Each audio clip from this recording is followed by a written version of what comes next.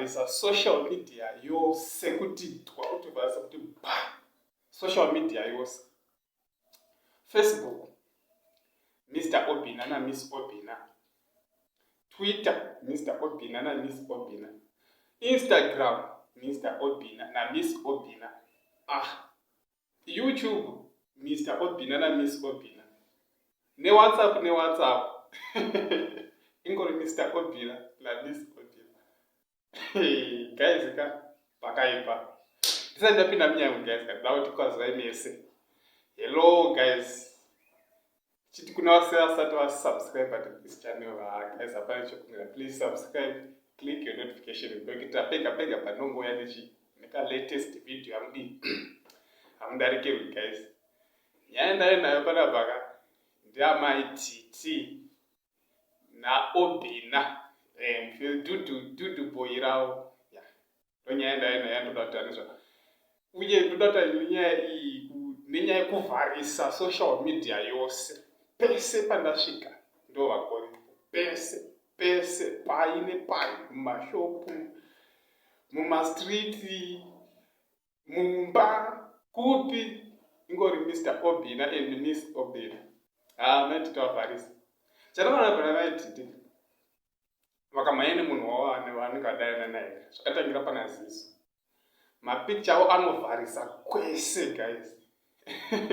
Kwese kwawasvika ndochingona maititi nadudu paside, maititi nadudu paside, maititi nadudu paside, kwese kwawasvika. Takazona pana ziso zvakaitika futi vakavharisa.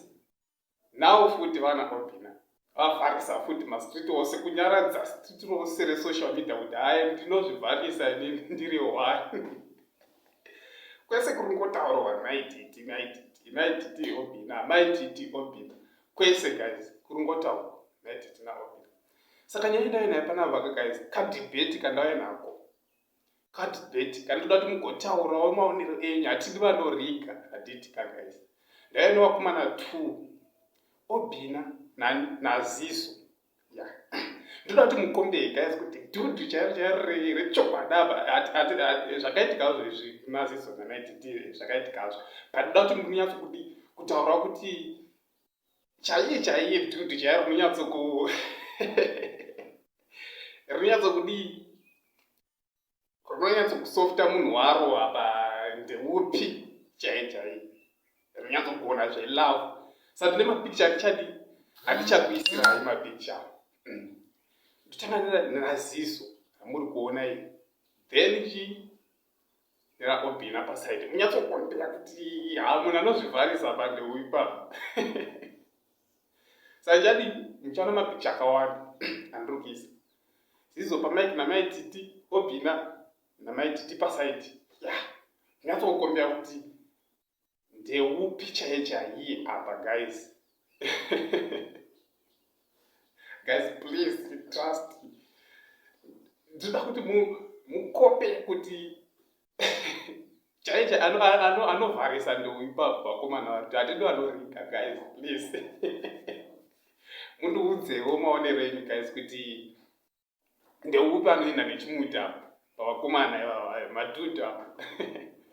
Mr. Obina na Mr. Ziso pamaiki.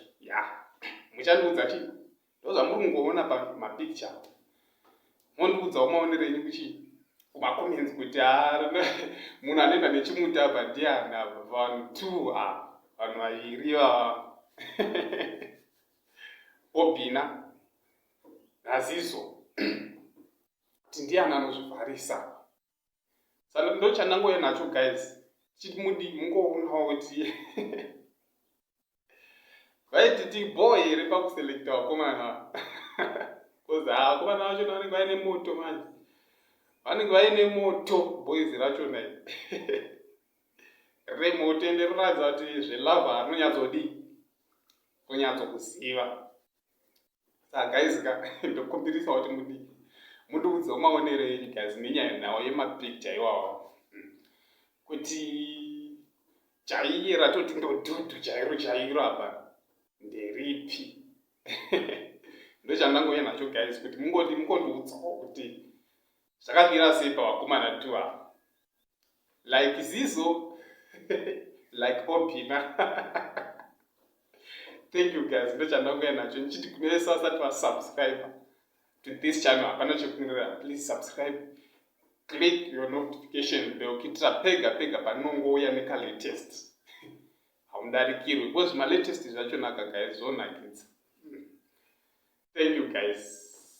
Blessed. Like a Hellcat.